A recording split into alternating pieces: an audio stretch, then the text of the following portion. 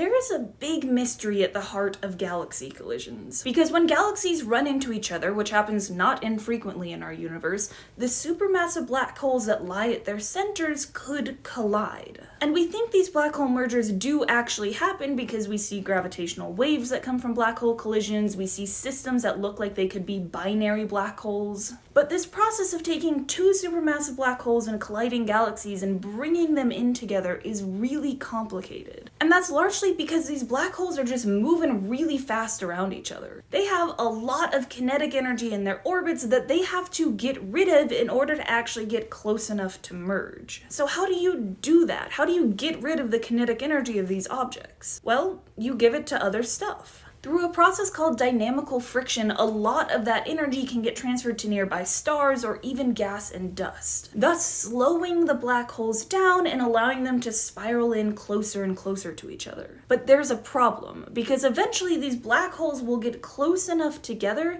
that there isn't enough stuff around for them to transfer more energy to. And it turns out this happens when the black holes are a little over 3 light years apart, or a parsec.